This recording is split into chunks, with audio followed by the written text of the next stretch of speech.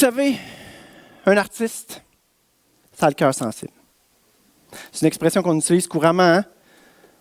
C'est pas facile d'être un artiste, surtout quand on n'est pas une vedette.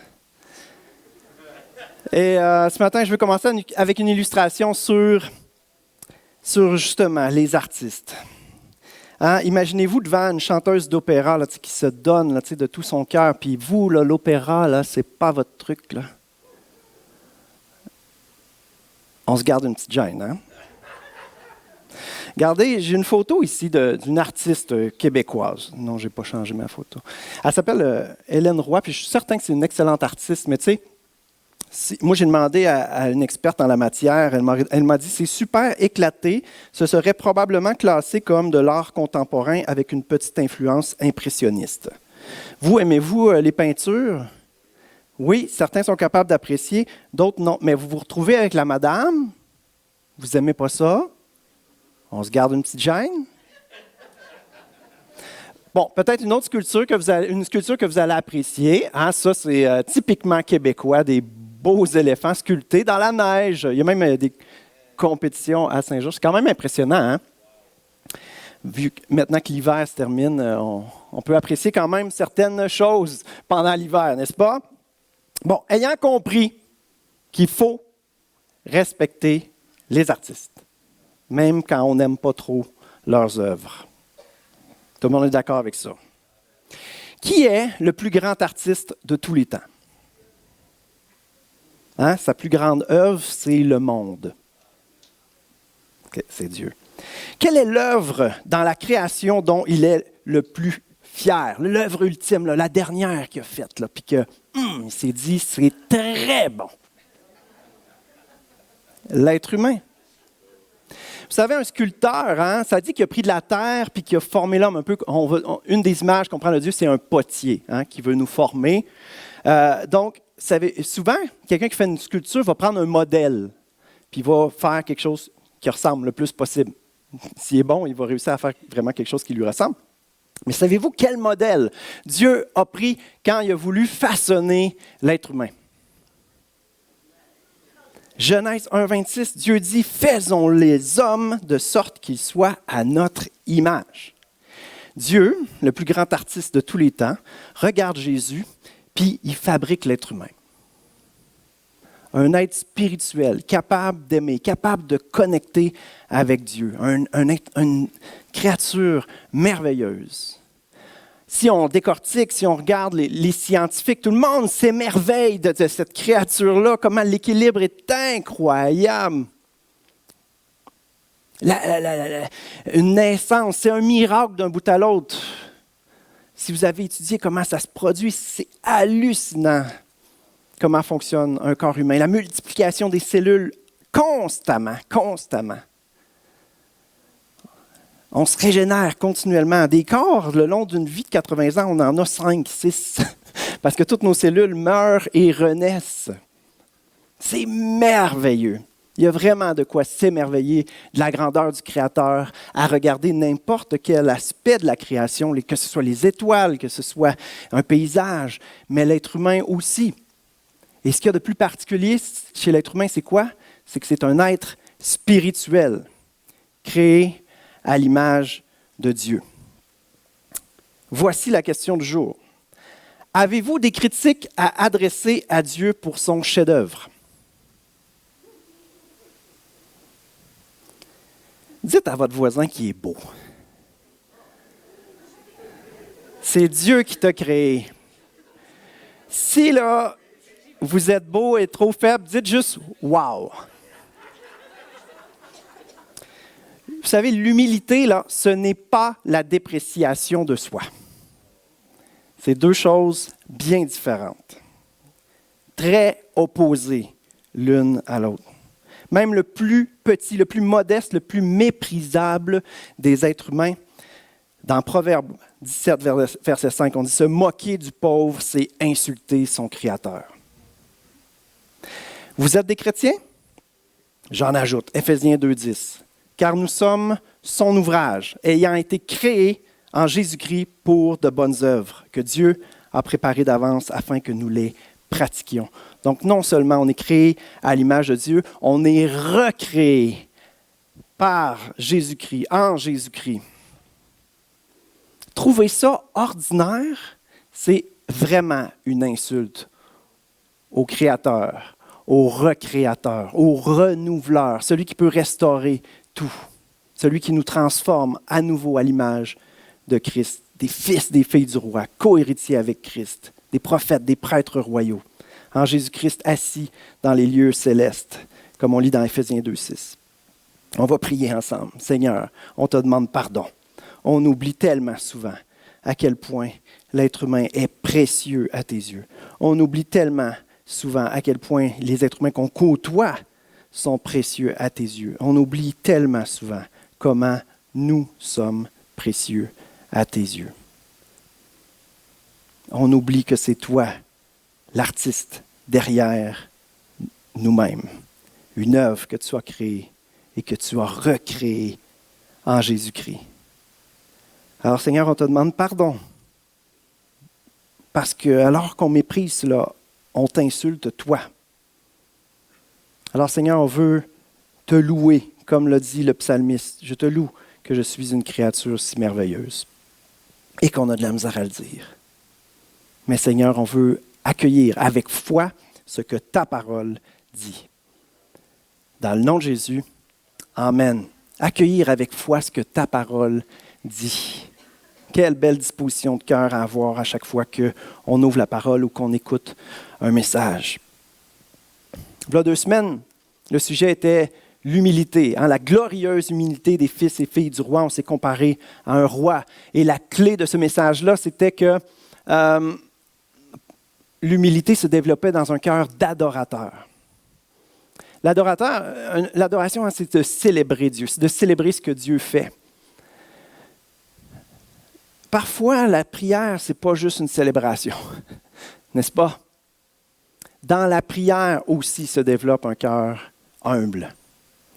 Ne pas prier, c'est dire à Dieu, je n'ai pas besoin de toi. Négliger la prière, c'est dire à Dieu, je peux m'en sortir sans toi. Nous, souvent, on va penser, je ne suis pas vraiment indigne, je suis indigne que tu participes à ma vie. Tu sais, je vais faire mes petites affaires, puis peut-être tu vas prendre plaisir. Peut-être que je vais m'améliorer puis bien te représenter Jésus. Non. Ce n'est pas ça que notre Père céleste veut. Depuis toujours, il veut collaborer, qu'on vive notre vie main dans la main avec lui. Mais ça se vit dans la prière, à lui demander sa direction, à lui demander, premièrement, de changer notre cœur. Les actions vont découler de l'œuvre qu'il va faire dans notre vie. Regardons encore une fois l'importance de l'humilité dans 1 Pierre 5, versets 5 et 6. On lit « Dieu s'oppose aux orgueilleux, mais il accorde sa grâce aux humbles. » Ça, c'est le point de départ. Recevoir la grâce de Dieu, accepter la grâce de Dieu. Ça tombe dans des cœurs humbles. Ça entre dans un cœur humble. Tenez-vous donc humblement sous la main puissante de Dieu. Alors, non seulement pour qu'il nous sauve, accueillir sa grâce, mais pour qu'il nous élève au moment fixé par lui. L'humilité permet à la gloire de Dieu d'entrer dans notre vie par le salut en Jésus-Christ et qui veut nous élever, nous faire réussir, avoir du succès.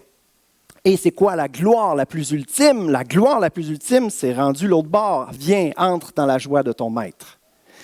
Tu as laissé ma gloire se manifester dans ta vie. La transformation. Tu t'es laissé transformer à l'image de Christ, le grand glorieux. Tu as fait les œuvres que je préparais d'avance. Tu as permis que ma gloire se manifeste dans ta vie. Entre dans la joie de ton maître. Goûte à ma gloire. Participe à ma gloire. Entre dans ma gloire. Profites-en. Sois heureux avec ton Dieu. Seigneur Jésus. Et que cette logique-là de Dieu, la façon que Dieu veut fonctionner avec nous, et qui est contraire à notre logique, n'est-ce pas? Et aujourd'hui, vous savez, cette série-là, Fils et filles du roi, ça s'adresse premièrement aux chrétiens. Souvent, moi, je suis très sensible à parler un langage que les non-chrétiens peuvent comprendre. Extrêmement important pour moi, c'est prioritaire. Sauf que dans cette série-là, vraiment, il est question, ça s'adresse premièrement, principalement aux chrétiens qui doivent comprendre que non seulement ils sont sauvés pour à pouvoir aller au ciel, mais ils sont sauvés pour entrer dans la vie du royaume tout de suite, là, dès le début, et avancer et progresser jusque dans l'éternité. La vie éternelle commence à la conversion. Ce n'est pas quelque chose qu'on attend rendu l'autre bord. Non, il nous sauve pour qu'on entre dans la réalité du royaume. Et malheureusement, bien souvent, les chrétiens accueillent le salut par grâce. Le salut, on le met dans notre poche et on essaye de se préserver jusqu'à la fin. Boîte de conserve, marinade. Marinade, c'est intéressant comme image parce qu'on est le sel de la terre, mais pas pour rester dans sa lierre. Souvent, les chrétiens, qu'on goûte salé ensemble dans notre petit pot de marinade. Non. Entrer dans la vie du royaume, répandre le sel sur la terre, la saveur de Christ, l'odeur de Christ, partout où on est, vivre pour Dieu dans chaque aspect de notre vie. La réalité du royaume, partout. En revenant tout le temps être ressourcé, en revenant tout le temps recevoir direction pour vivre avec notre Dieu, marcher humblement avec notre Dieu, accepter que Dieu veut marcher avec nous. Alors ce message, comme je dis, s'adresse principalement aux chrétiens. On va faire quand même beaucoup de chemin. Moi, je vous invite toujours, je l'encourage, je le répète souvent, prenez des notes. Il y a trop de stock dans mes messages. Mais le Saint-Esprit veut déposer quelque chose dans votre cœur, alors il faut avoir un papier, un crayon pour le noter quand ça arrive. OK, excusez-moi. L'introduction, c'était « N'insultez pas votre Dieu, votre Créateur ». On a vu l'importance de l'humilité, premièrement. Le salut qui vient et Dieu qui veut nous élever au moment fixé par lui. Il y a 2 semaines, on avait vu l'orgueil précède la chute, l'humilité précède la gloire. N'est-ce pas? L'humilité précède la gloire. Alors là, il va y avoir plusieurs points. Premièrement, on va démasquer la façon que l'ennemi réussit à saboter l'humilité que Dieu veut développer dans notre vie. Dieu veut qu'on soit humble. Et les chrétiens, dès le départ, on a accueilli sa grâce par humilité. Donc, l'ennemi, ce qu'il va vouloir, ce n'est pas de nous rendre orgueilleux. Ce qu'il va vouloir, c'est nous amener à avoir une fausse compréhension de ce qu'est l'humilité. Comme ça, on ne devient pas humble comme Dieu veut qu'on soit humble. On développe une fausse humilité et on va démasquer 3 sortes de fausses humilités qui se développent principalement dans les chrétiens.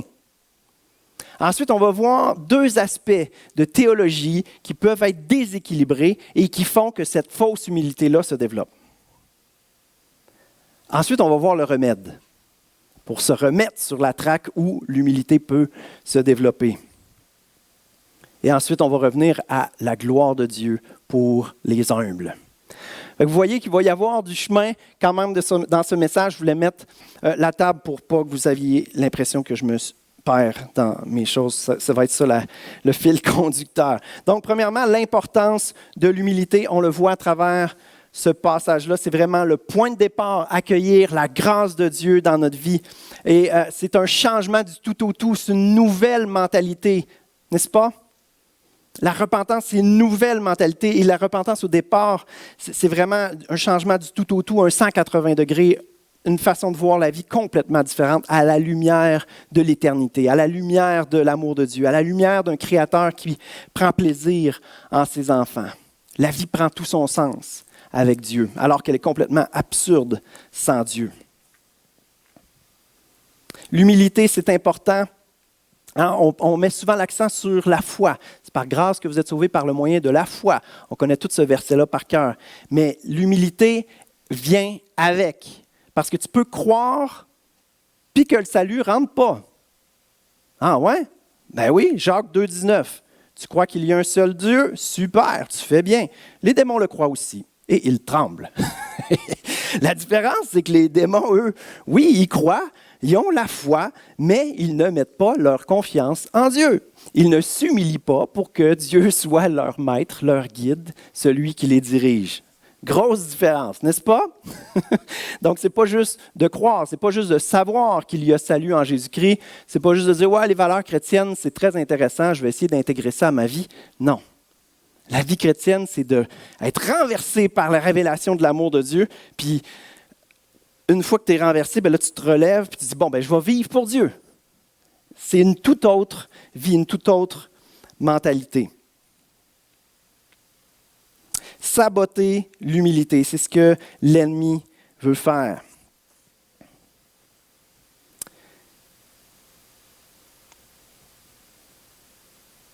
J'ai pas dit le titre? Ah, excusez, ça m'arrive souvent ça. Marie-Claude a fait une super belle diapo. C'est un titre qui est dur en plus. Peut-être pour ça que je ne l'ai pas dit. Je suis comme, je ne sais pas s'ils vont l'aimer, mon titre. C'est quoi dans le titre? Voilà. Pour en finir avec la fausse humilité chrétienne. Moi, je trouve qu'il fait mal, mon titre. Puis, je ne veux pas être prétentieux. C'est juste que je réalise l'importance de l'humilité. Je réalise tout le potentiel divin qu'il y a à travers l'humilité. La gloire de Dieu qui veut se manifester alors que des cœurs sont humbles. Alors, je vois, vu que c'est important, bien, l'ennemi, il cible ça. Hein? Il n'est pas fou. Il ne gaspille pas son énergie dans des choses pas importantes. Il sait que l'humilité, ça a un potentiel divin incroyable. Dieu va manifester sa gloire à travers une église humble, des cœurs humbles. Alors, il s'attaque à ça. Alors, moi, je m'attaque à l'ennemi qui s'attaque à ça. On va démasquer ce que l'ennemi fait. On va déclarer que ça ne se produise pas dans notre vie. On va regarder les stratégies de l'ennemi qui veut tordre notre théologie, déséquilibrer notre théologie pour qu'on développe une fausse humilité. Ce matin, c'est l'objectif. Finissons-en avec la fausse humilité. Démasquons-le dans notre propre cœur. Demandons pardon à Dieu, repentons-nous pour cela et rembarquons sur le chemin où l'humilité véritable va se développer pour que Dieu nous élève au moment voulu. OK. À l'attaque. Façade d'humilité, fausse modestie et dépréciation de soi. La façade d'humilité, c'est quoi? C'est une humilité mensongère. C'est la game chrétienne. C'est un masque d'humilité, une humilité d'apparence, une façade. Elle est superficielle. Ouais, t'es dur un peu. Ben oui, je sais, c'est quoi cette humilité-là? Je l'ai eue pendant 20 ans. Et à partir de l'âge de 20 ans, là, j'ai commencé à essayer de cultiver l'humilité. C'est quelque chose qui n'est jamais acquis. Si tu penses l'avoir, tu viens de la perdre. Vous comprenez? On ne peut pas se péter les bretelles d'être quelqu'un de humble. Donc, c'est à cultiver toute notre vie. Mais je sais c'est quoi, être un chrétien superficiel. L'inverse de cette humilité mensongère, là, c'est la vérité. Dieu, ce qu'il veut développer en nous, c'est quelque chose de véritable, d'intérieur, de profond, de vrai. Il veut nous transformer en esprit et en vérité. Un chrétien qui n'a pas d'intériorité, qui n'a pas de vie intérieure, ce n'est pas un chrétien. C'est un chrétien de nom, on pourrait dire, un chrétien de façade. Dieu veut faire une œuvre en esprit et en vérité, ça veut dire dans le fond du cœur. Mais c'est l'humilité qui ouvre le cœur, qui rend la terre meuble pour pouvoir accueillir les semences du royaume. Une foi modeste, une foi sans ambition. Ça, c'est, bon, j'aspire pas à grand-chose, il faut rester humble. Hein? Souvent, on va se justifier de cette façon-là. Juste se maintenir, juste se préserver jusqu'à la fin, comme je décrivais tout à l'heure. Un chrétien comme ça n'aspire pas vraiment à progresser, il n'y croit pas vraiment pour sa propre vie. Il n'aspire pas à être victorieux, à réussir. C'est une absence de foi dissimulée. Un chrétien comme ça a les yeux fixés sur ses faiblesses, sur sa foi ordinaire, sur sa vie, et non pas sur le grand Dieu qui peut tout changer de l'être humain que nous sommes. Ça, c'est la foi modeste. C'est pas une foi en un grand Dieu. La dépréciation de soi, bien ça c'est catastrophique, ça. Ça, c'est des phrases comme « je ne suis pas grand-chose »,« je ne vaux pas grand-chose »,« je n'ai pas beaucoup de talent »,« Dieu ne doit pas trop s'intéresser à moi ». C'est quoi l'inverse de la dépréciation de soi? C'est l'estime du roi. Dieu m'aime. Dieu m'accorde une grande valeur. La vérité, elle vient de Dieu et non pas de nos sentiments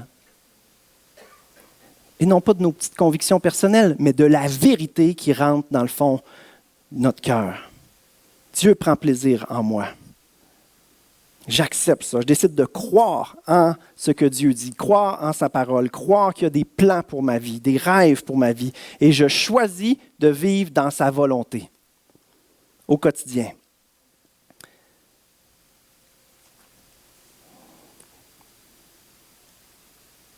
Un chrétien, en toute humilité, peut affirmer, comme on lit dans 2 Samuel 22, verset 30, « Avec toi, je me précipite sur une troupe tout armée. Avec mon Dieu, je franchis une muraille. » Pourquoi? Parce que ça ne repose pas sur moi. Avec mon Dieu. Avec toi, tout est possible. Avec toi, je vais aller les chercher, les victoires que tu veux pour ma vie. Notre rôle, c'est de collaborer avec Dieu, se mettre à côté de Dieu. Et c'est lui qui fait la grande partie du travail. N'est-ce pas? Accepter l'invitation de Dieu qui veut qu'on collabore à faire de notre vie quelque chose de merveilleux, quelque chose de glorieux. Voici ce qui engendre la fausse humilité beaucoup dans l'Église, des erreurs théologiques, des déséquilibres théologiques qu'on peut avoir. Puis honnêtement, c'est beaucoup à cause, je veux prendre le blâme, les hommes, les femmes d'Église qui enseignent, qui prêchent, on a compris l'importance de l'humilité. Alors on veut que notre monde soit humble, développe l'humilité. Mais il y a des mauvaises façons de développer l'humilité. Une de celles-là, c'est de mettre trop d'emphase sur la miséricorde de Dieu. On va prier des choses comme « Écoute-nous, Seigneur ». Mais il nous écoute. Comment? Tu penses qu'il n'entend pas? Il nous écoute. Prends pitié de nous. Mais il a déjà pris pitié de nous. Il est venu sur la terre mourir à notre place. Quand Jésus a guéri l'aveugle, il dit, tu retournes mendier? Non. Lève-toi, marche, il donne une vie nouvelle, une vie victorieuse. Saisis les victoires que j'ai pour toi, puis vis une vie abondante. On devrait plutôt dire, prends pitié de ceux qui n'ont pas encore accepté leur identité de fils et de filles du roi. Prends pitié de ceux qui ne te connaissent pas encore, mais prends pitié de moi. Il a déjà pris pitié de toi. Puis là, ce qui est misérable, c'est que tu n'entres pas dans la vie qu'il veut pour toi. Lui, il a ouvert la porte, là. Il faut entrer, il faut plonger dans la vie que Dieu veut pour nous. C'est ça, notre part. S'approcher avec assurance de notre Père. L'autre élément, c'est une trop grande emphase sur la culpabilité. Ce qui va motiver nos enseignements, c'est la foi et l'amour ou la peur et le besoin de contrôle. Dieu demande aux enseignants dans l'Église d'avoir de l'amour, des bergers qui se soucient de leurs brebis. Et il demande d'avoir la foi que Dieu peut agir dans le cœur de ses enfants. Donc notre rôle, c'est d'aimer et d'inviter les gens à se tourner vers Dieu qui peut changer leur cœur. L'inverse, c'est la peur que nos fidèles deviennent orgueilleux. Puis si c'est la peur qui nous pousse, bien là, on va vouloir contrôler pour se sécuriser. Mais malheureusement pour nous, il s'avère que d'écraser les autres, ça ne développe pas de l'humilité, ça ne règle pas le problème de l'orgueil. Se faire écraser, ça ne développe pas l'humilité, ça fait juste produire un sentiment de culpabilité puis de honte. Il y a une différence entre l'humilité et l'humiliation. Pensez-y, est-ce qu'un enfant battu va développer l'humilité? Absolument pas. L'humilité, elle peut se développer véritablement dans un cœur confiant de sa valeur et de son identité en Jésus-Christ. Quelqu'un qui est confiant en sa valeur et en son identité n'a pas besoin de se prouver qu'il est quelqu'un qui a de la valeur. Non, il peut vraiment, humblement, vivre sachant que Dieu l'aime, sachant que Dieu lui accorde la valeur.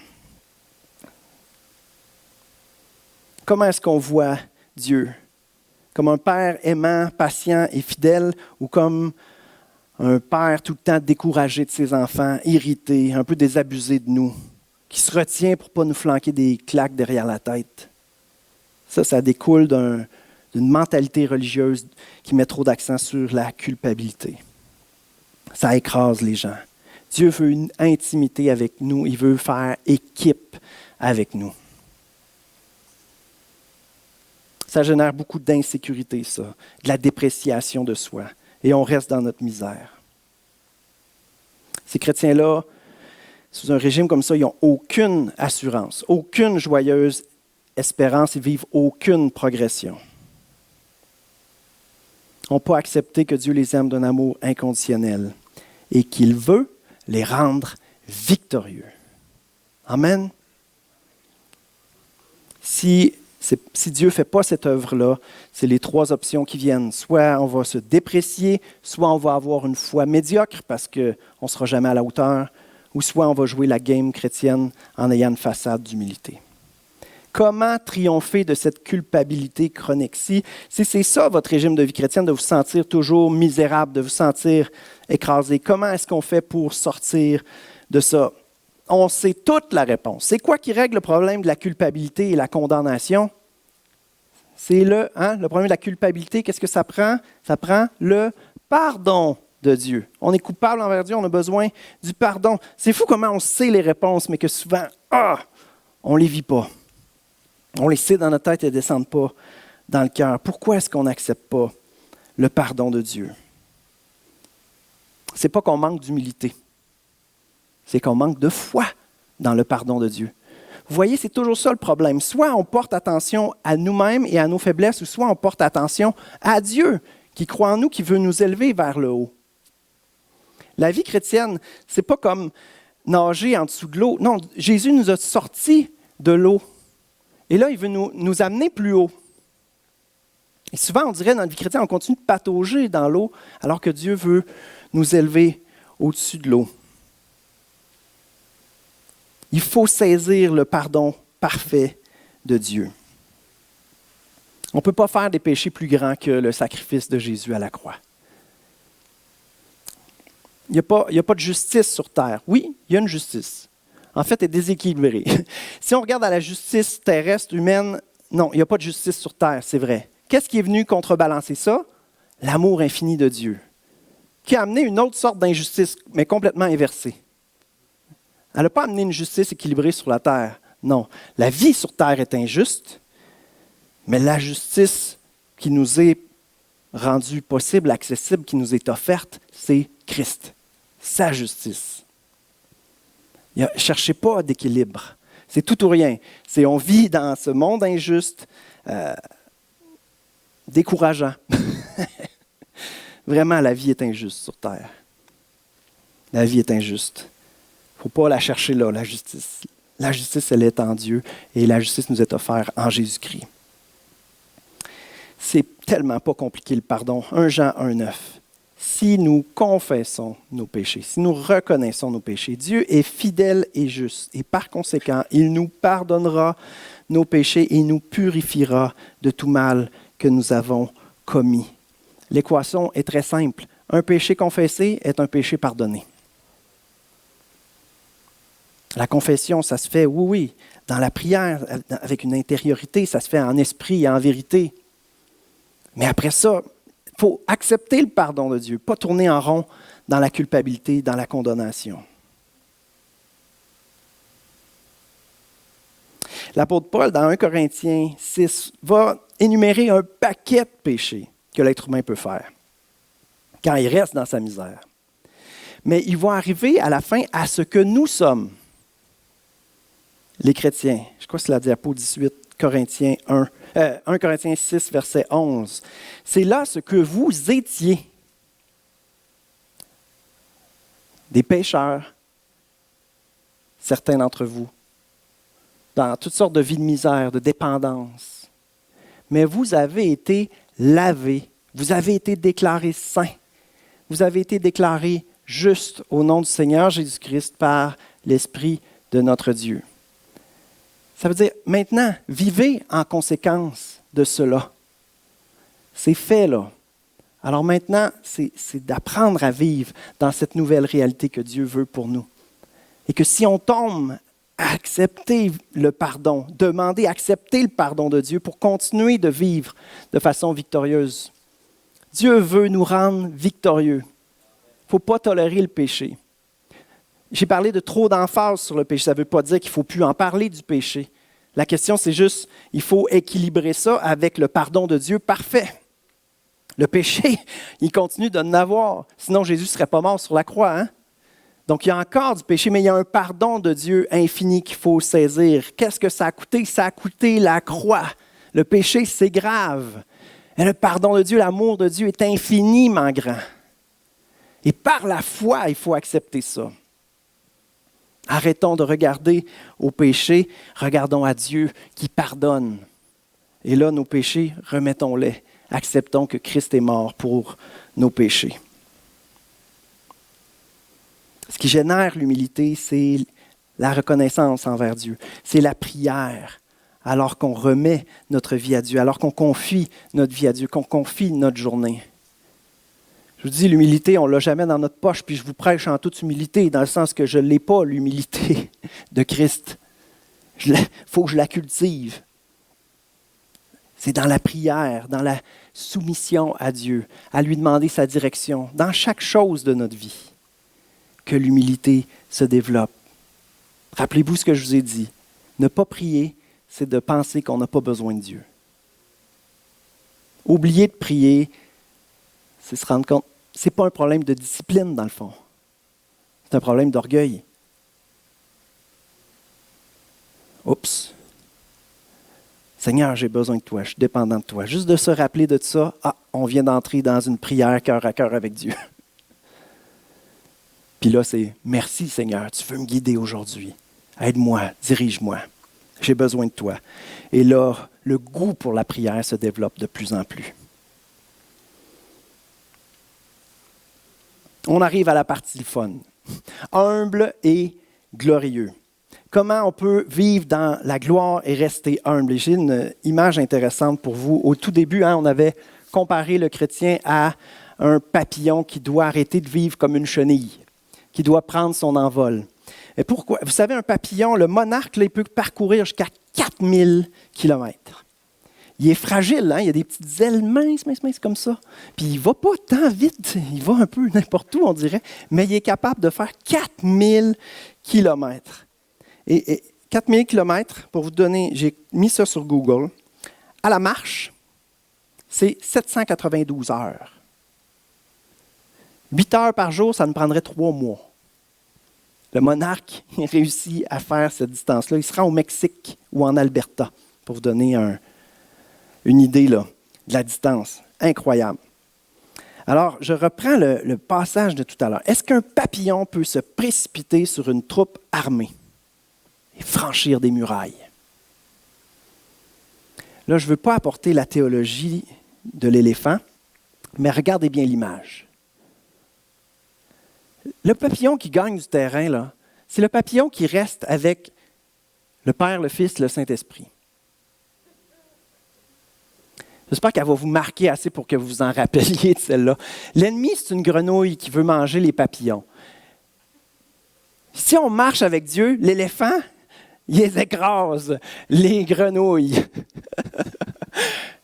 Si on marche avec Dieu, tant qu'on marche avec notre grand Dieu, on va aller les chercher, les victoires. On peut parcourir, même si on a l'impression d'être un petit papillon. Non, on peut s'envoler. On est magnifique. Dieu veut une vie glorieuse pour nous. C'est beau des papillons, pour vrai.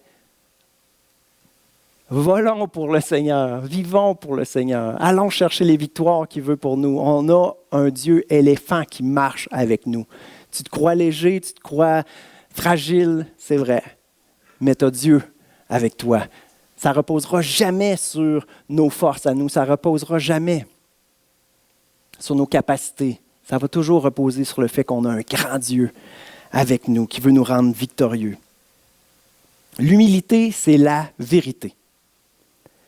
L'humilité, c'est de reconnaître qu'on a un Dieu infiniment grand. C'est de reconnaître qu'on est indigne de lui. Mais ensuite de ça, la vérité, c'est que Dieu fait de nous des fils, des filles du roi.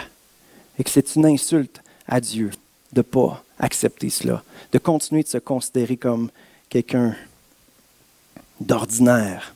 Non, on est des créatures merveilleuses dès le départ, puis recréées en Jésus-Christ. Ça a coûté cher permettre cela, cette restauration, cette nouvelle vie avec Christ. On est des êtres extraordinaires. Pourquoi? Parce que Dieu est extraordinaire et que c'est lui qui nous a créés, c'est lui qui nous transforme, c'est lui qui est infiniment merveilleux. Quelle gloire à tirer d'aller chercher des victoires, de renverser des murailles alors qu'on est des papillons. Il n'y a pas de gloire à tirer. La gloire revient à Dieu en bout de ligne. Et ça ramène au message de v'là 2 semaines. Dans l'adoration, dans la louange, on se rappelle que c'est à Dieu que revient la gloire. Quel privilège de pouvoir avancer avec lui. Quel privilège de pouvoir renverser des murailles avec lui. D'aller chercher les victoires parce que Dieu est tout-puissant. Et au moment voulu, sa gloire, il veut nous élever, il veut manifester sa gloire dans notre vie. Dernière réflexion, je demanderai aux musiciens de s'approcher. C'est tellement extraordinaire ce matin comment que les chants allaient avec le message. Extraordinaire. On pourrait reprendre peut-être le premier chant ou peu importe ce que tu as à cœur, Nancy. Mais une dernière image, pensez-y, Dieu c'est le roi, n'est-ce pas? Puis nous, on est son peuple. Sur quel genre de peuple il veut vivre? Il veut dominer le roi. Un peuple de misérables qui se déprécie, qui n'a aucune ambition, qui vit pour les apparences. Est-ce que c'est un peuple comme ça que le roi, sur lequel le roi veut régner? Mais non, le roi veut régner sur un peuple qui est à la fois humble, mais de glorieux princes et princesses, fiers de pouvoir collaborer avec le roi, fiers que le roi croit en eux, fiers que le roi les fait progresser en lui, fiers de pouvoir adorer leur roi. Alors, on va se lever ensemble. Les chants étaient extraordinaires ce matin. Ils parlaient justement d'adorer le roi. Quel privilège, Seigneur, de pouvoir te louer, t'adorer. Et Seigneur, en commençant, on a confessé comment on peut se déprécier. Seigneur, je te prie vraiment de briser, Seigneur, des barrières, briser des fausses convictions, des mensonges qui sont entrés, Seigneur, dans l'esprit de mes frères, de mes sœurs, Seigneur, qui se déprécient, qui tournent en rond dans le sentiment d'être misérables, de ne pas avoir de valeur. Seigneur, qu'ils puissent arrêter de regarder à leur faiblesse, à leur péché, puis de regarder à l'amour infini, Seigneur, manifesté à la croix, et qui fait que un péché confessé est un péché pardonné. Le problème de nos péchés est déjà réglé. Un péché confessé est un péché pardonné. Je te prie, Seigneur, qu'il y ait abondance de confession et surabondance de pardon, Seigneur, dans les cœurs, afin que tu puisses ressusciter, Seigneur. Ressusciter ce qui est mort en nous, Seigneur. Ressusciter cette créature merveilleuse que tu as créée, mais qu'on a tellement laissé endommager, Seigneur, par des mensonges, par des blessures. Seigneur, tu veux renouveler, régénérer, restaurer. Fais cette œuvre-là, Seigneur. Je te prie pour un nouveau départ, Seigneur. Un nouveau départ, une nouvelle mentalité, Seigneur. Ta mentalité. Augmente notre foi, Seigneur Jésus. Alléluia. Alléluia. Alléluia. Seigneur, donne-nous un cœur humble de plus en plus. Un cœur humble de plus en plus, en esprit et en vérité. Seigneur, qu'on puisse chacun pour notre part découvrir, Seigneur, combien c'est merveilleux de se laisser transformer par toi. Qu'on puisse chacun pour notre part réaliser, Seigneur, ce que tu veux pour chacun d'entre nous. Comment tu as encore des plans pour nous, tu y crois encore pour nous. Certains, Seigneur, ont négligé, certains vivent une vie de chrétienne misérable depuis des années, Seigneur, mais tu ne te lasses pas, Seigneur, de vouloir faire du bien à tes enfants. C'est ce qu'on lit d'un bout à l'autre de la Bible, Seigneur, comment l'être humain refuse de te laisser les transformer, refuse de te laisser les bénir, Seigneur. Tu places devant nous la bénédiction et la malédiction. Tu nous dis, choisis la vie afin que tu vives. Eh bien, Seigneur, on choisit la vie. On choisit la vie. On choisit d'y croire, Seigneur. Alors que tu convaincs notre esprit, Seigneur, que ça puisse descendre dans notre cœur et faire de nous des guerriers, des papillons qui vont avancer avec le roi, qui vont aller les chercher, les victoires, et qui vont voir au temps voulu par toi ta gloire se manifester dans leur vie. Seigneur, on veut voir ta gloire. Alors rends-nous humbles. Rends-nous humbles comme toi, Jésus. La gloire de Dieu s'est manifestée à travers toi, Seigneur.